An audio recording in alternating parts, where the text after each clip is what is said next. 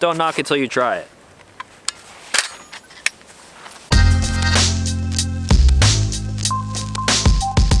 What's going on, everyone? Back with another episode of Stuff and Things, and before we get into today's video, I would like to preface it with this. When a new product comes out on the market and it is very unconventional, opinions, sometimes negative, are formed very quickly. People often use the cover and anonymity of the internet to get very vocal about those opinions, even if they are uninformed. I too had some very strong opinions about today's subject long before I got my hands on it, but once I did, those opinions changed fairly quickly. So what I'm saying is, before you comment, set your opinions aside and let me explain my hands-on experience with the FLUX Defense pistol brace.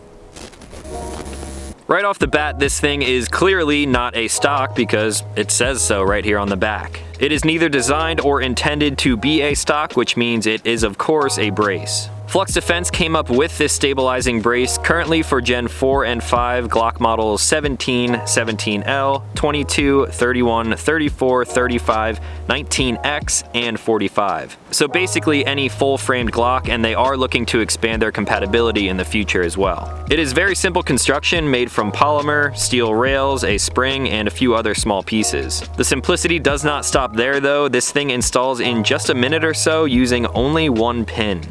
Now before we go any further, let me explain how I came across this thing and how I have it in my hands now. It basically started about the week before SHOT Show. I saw these things pop up on Instagram, and right from the start, the first few videos that I saw of it was like, no way, that thing is so gimmicky, there's no way that is a good product. It reminds me of the Micro Ronies and all of these other pistol stabilizing braces out there, and all of those are really not for me. So I just kind of brushed it off, didn't really think anything of it, and then one day I was walking around the SHOT Show floor, and a group of guys approached me all wearing the FLUX Defense shirts. I knew who they were right away, and I figured they had some on them. So of course we stopped and talked, and I was like, all right, let me see this thing, I gotta get an opinion on it. So they pulled it from their bag. They did have it installed on a blue gun, put it in my hand, and instantly I was like, okay, well, it doesn't really add that much weight or bulk to it. I was originally concerned with the attachment point. It is really just using this back spring here that goes through the trigger housing. And then I kind of yanked on it a little bit and I was like, wow, that lockup really is solid. I'm not exactly sure how that works so well. And then of course I fired the thing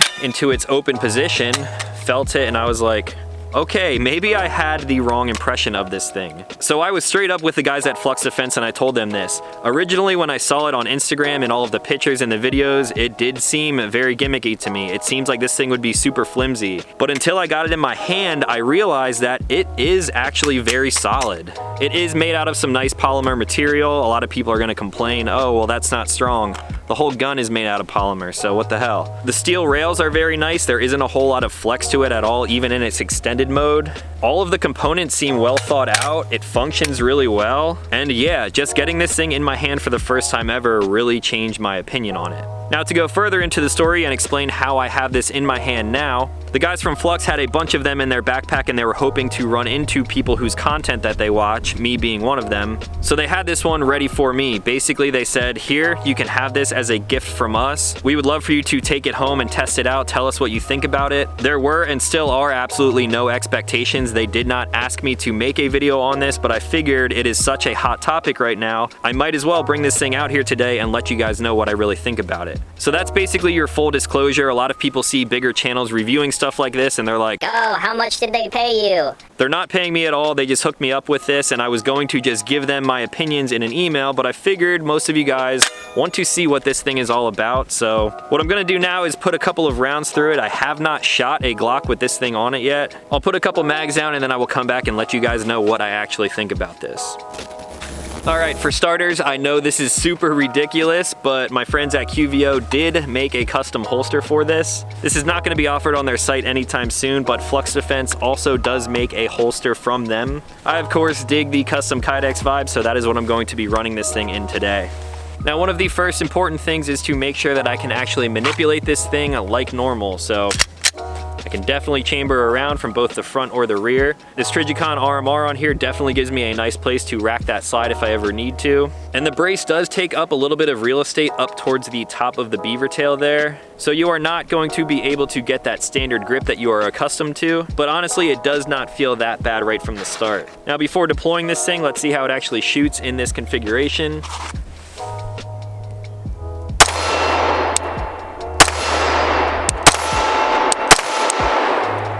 It seems to be shooting fine. This is on a Glock 17 MOS FS, so I do have the front serrations to put around in the chamber. It does have that nice big grip on there, so you can still mitigate recoil very easily. I love shooting this gun. If you guys have not seen the video on it, check it out right up here. But now the real magic comes when you deploy this thing. So you simply press down on this little lever here on the right side, and then the brace shoots out like that. They do recommend that you tap it to make sure that it is locked in place. And now this is a brace. There are a few different ways to shoot pistol braces. This goes the same for an AR pistol as well. You can suck this thing up here in against your arm to kind of stabilize it just a little bit. Or what most people are probably going to do is put this thing right up against your cheek. Something similar to this. Obviously with that third point of contact with this thing touching my face, I can make it a little bit more of a stable shot. And now we're getting into the technical stuff, which I don't even really like talking about. But since this is a brace, not a stock, it is stated that with a brace on a pistol, if this thing does come into contact with your shoulder, that does not reclassify this as a different weapon. So that is completely legal. You see hundreds of different braces out there, from the SIG braces to the SB tactical stuff. People are shouldering those pistol braces all the time, so this should be treated no differently. Now let's make this part very clear. I am not a lawyer. I am not an attorney. I am not here to give you legal advice and tell you what you can and cannot do. I'm just a guy on YouTube who makes videos. So if you are very concerned about the legality of things like this, definitely contact your lawyer or attorney and get some more professional advice. So now let's shoot this thing. First, I'm gonna have it up against my arm. I don't know if that makes it feel any more stable to me. It does make it a little bit more awkward. But now I'll bring it in up against my cheek for now. Ooh, that's weird. It's definitely really weird, but now the way that I'm going to shoot it is obviously in closer to my shoulder, definitely making it the most stable it can possibly be. One thing to keep in mind when doing this is that you want to keep your eyes back from here. This is just a piece of polymer which helps you close the brace, and you really want to keep your eyeballs away from that slide as it's moving. So now let's see what we can do like this.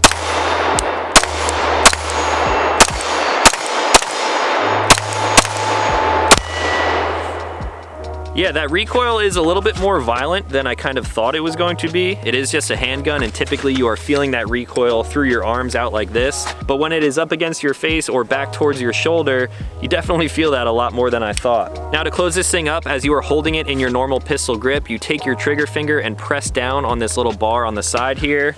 Simply tap it in, and now I actually have to close the slide to do this next part.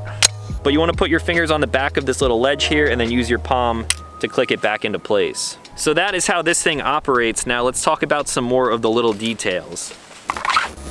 So again, to reiterate, the way you deploy this thing is you simply press down on this lever. You obviously want to make sure that this thing is far away from your face and none of your clothing is getting into the way.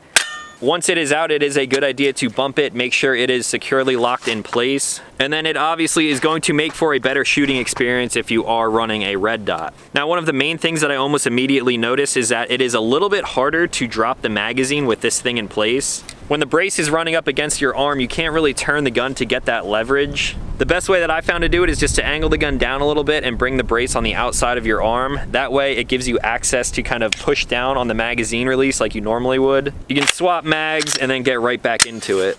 Another thing to note with the Gen 5s is that this thing is obviously covering up that ambidextrous slide stop lever. And as of right now, this thing is really designed for right-handed shooters. When it is in my right hand, this brace is obviously contoured to my arm. The lever to deploy and then put this brace away is right here on the right side of the gun. If I was a lefty, obviously that thing is going to get in the way, and then to deploy it, I would have to kind of do some weird maneuver, maybe come up here with my offhand, deploy it like that. Could it work? Yeah, probably, but as of right now, this is definitely designed for a right-handed shooter. Now I'm really curious to see what this thing is going to do out at distances, because obviously that is what this thing is good for. So let me load up a few mags and we will try to go back as far as we possibly can here. I'm not exactly sure if this RMR is dialed in for a distance like 100 yards, but I guess we are going to find out very quickly.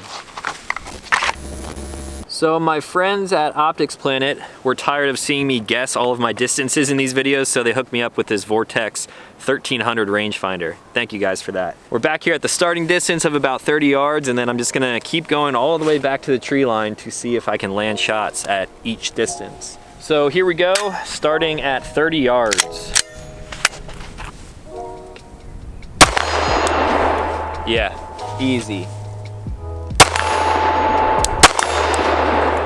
One cool thing about this holster is that I can reholster it while it is still deployed, and then there's actually enough room for me to press on it and then fold it up while it's holstered. Now we're back at 40 yards. I can also deploy this brace while it is holstered.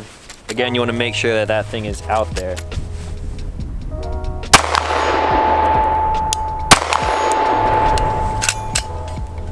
Yep, seems to be doing just fine. Now we're back here at about 50 yards. This is getting to the distance where typically you would not be taking pistol shots. And if you are taking them, chances are you're not going to be doing it as quickly as you would be with a brace like this. Let's see if we can land some.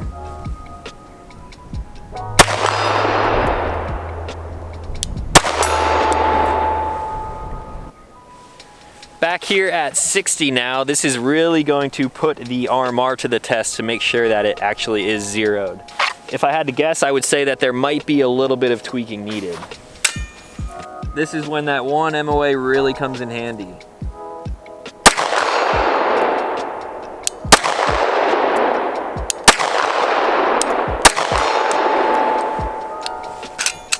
All right, it looks like I do have to adjust my hold a little bit out at this distance, but still seems to be okay. Here's an idea of the distance that we are at right now. Coming all the way back. And I'm gonna stand back on this rock to make it an even 100 yards.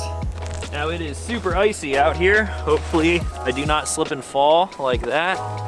And hopefully if I do make some hits, you guys will be able to hear them at this distance.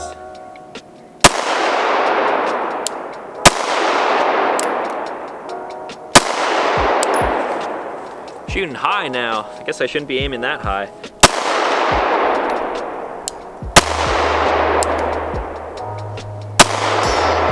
There we go.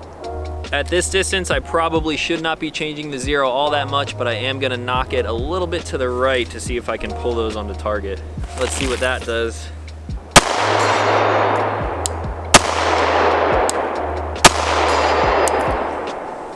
Even with the brace, that is still a pretty difficult shot. With a 1 MOA dot and the size of the plates that I'm shooting at, it takes up about half of that. And then at the same time, you have to adjust for elevation as well. Let's see if I can do it freehand.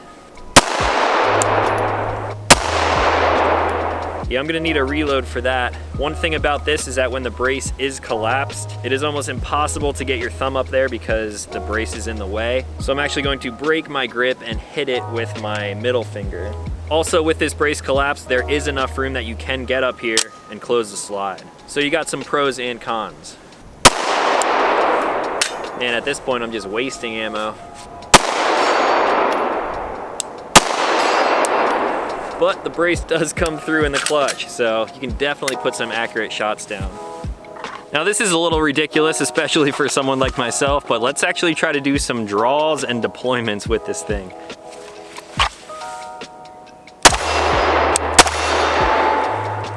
But first, more ammo. All right, here we go. One thing that I do notice right away is that when you come in to get your master grip, it does throw you off a little bit because I'm so used to that muscle memory of getting my hand right up in there high and tight. Because of that, it changes your master grip just a little bit, and then when I push out onto target, I'm holding the gun a little bit differently than I was before, so it made me kind of swim around from my sights there, but that is just something that you would have to get used to. Let's try that again. Yeah, it definitely takes me a little bit longer to find that red dot in there. But if this is something that you would seriously consider using, maybe for like a plainclothes officer, that is something that you would obviously train for, but we're really not gonna get into that. Now let's try with actually deploying the brace as well. See, that's where things make me a little bit nervous because obviously when you deploy that, the spring on here is very strong and I have not seen this thing fail to lock out yet unless it catches on an article of clothing. But you really want to make sure that thing is locked in place. So when you bring this thing back, you obviously want to be holding the gun pretty normally. I find myself grabbing onto the X300 here because there is a lot of real estate there. Obviously minding where my fingers are so they're not getting towards the front of that muzzle. But you kind of want to be controlling the recoil with your hands and arms before you just rely on that brace. Let's try this again.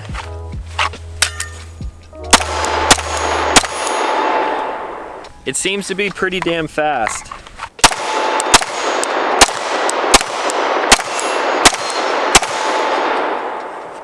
This thing is a lot of fun. You know what might be even more fun? 50 round drum mag. Yeah.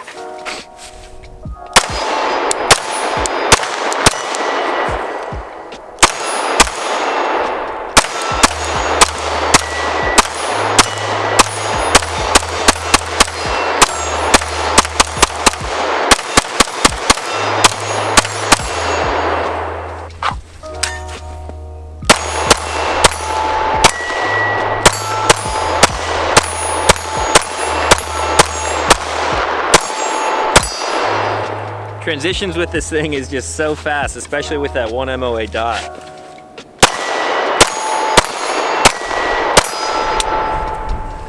These mags do not lock back.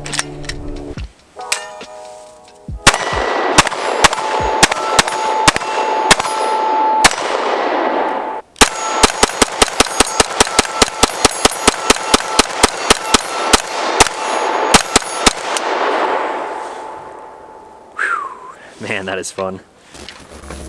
All right guys, back for my final thoughts on the FLUX Defense FLUX brace. I basically gave you all of the information and backstory that you needed. Everything that you've seen here has been genuine. At first, I really thought it was a gimmicky product, but until I got it in my hands and actually shot with it, it really did change my opinion on it. Now, when you think about upgrades that people do to handguns, you got RMRs, these are about $500, give or take, of course. You got lights like this, you got upgraded sights. Some people send out their slides for serrations and all sorts of crazy cuts and stipple jobs. All of that stuff is adding more functionality to a pistol. So what does this thing do? It definitely adds a lot of functionality to a normal handgun. The reason why I'm making these comparisons is because this brace is coming in at about $250, $260. Just judging a book by its cover and seeing photos of this thing on Instagram, I was like, no way is that thing worth that price point. Now that I've had some hands-on time with it and actually feel how sturdy this thing is, if for some reason you want to have that added stability with a pistol like this, if you want to take 100-yard shots with a 9mm and be fairly accurate with it, then maybe the FLUX brace is good for you and you can justify spending something like that. I'm not going to get into the practical applications of things like this because, as you guys know, I just shoot guns for fun. This has been a hobby of mine for a long time, and the FLUX brace to me adds a whole new fun factor to this gun, which I already loved. Is this something that I'm going to keep on here? I'm not sure. Maybe I will bring it out to the range every once in a while. But besides the practical applications that this thing could be used for, the fun factor is definitely up there. And this turned out to be a very cool product. I'm actually glad that I gave this thing a chance because from the beginning I was like, no way. So those are my thoughts for now. If you guys have any questions on this FLUX Defense brace, let me know in the comments down below. If you want to find out more information on some of the different products and offerings that they are coming out with, definitely check out their site. And as of now, I think this thing might live on here just a little bit longer because, like I said, that was a whole lot of fun. Now that's going to be all. If you guys are new to this channel, consider clicking subscribe. I make new videos every week, and that's going to be all for today. So as always, thank you guys for watching, and I will talk to you in the next one.